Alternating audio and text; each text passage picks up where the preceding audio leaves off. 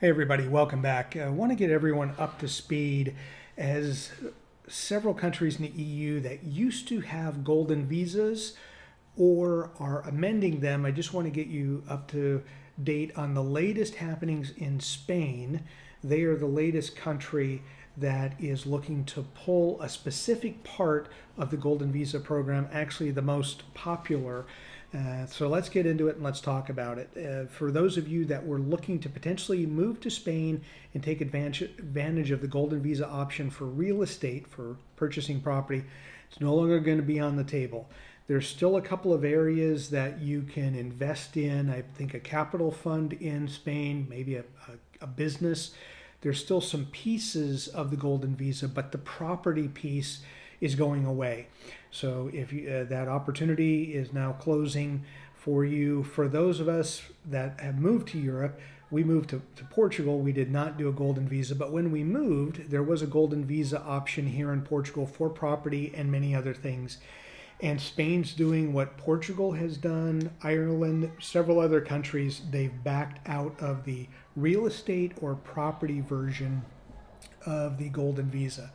If they still have a program that's left, it may be involved in giving money to investing in the country itself in like a fund or some sort of a mutual fund or index of some sort. You can start a business in some of these countries, but Spain specifically, the property is going away. So if you had dreams of the Spanish coast, let's say Costa del Sol, Malaga, Marbella, Alicante, Valencia, Bilbao, Madrid, Barcelona, or someplace else, it's no longer going to be an option for this. And it's just the trend for 10, 12 years, many European countries, in order to get investors, had this golden visa that they put out. And what they found, and where we are in Portugal as I'm making this video, is no different. In Spain specifically, 94% of the golden visas issued in its lifetime in Spain have been for property. So only 6% for these other options. And in Portugal is the same. It was like 95 or 96% was property. So regardless of where the golden visa exists still in the world or where it's gone away, over 90%, and in some cases up to 99% of the people that utilize them were for real estate investing or speculation, depending on what side of that coin you want to be on.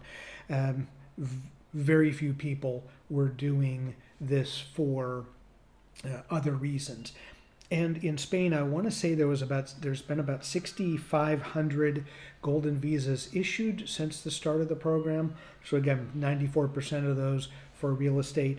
What they were also saying, and this is the same for Portugal, but Spain as well, they said the number one buyer, or there were two countries, or those citizens of the countries were the biggest buyers. And first of all, China, and secondly, Russia. And I can speak for Portugal and other countries that have golden visas within the EU, whether they discontinued them for property or still have them for property.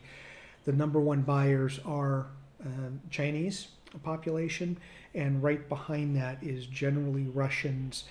So based upon what's going on globally, some of that has been the reasoning for changing these policies.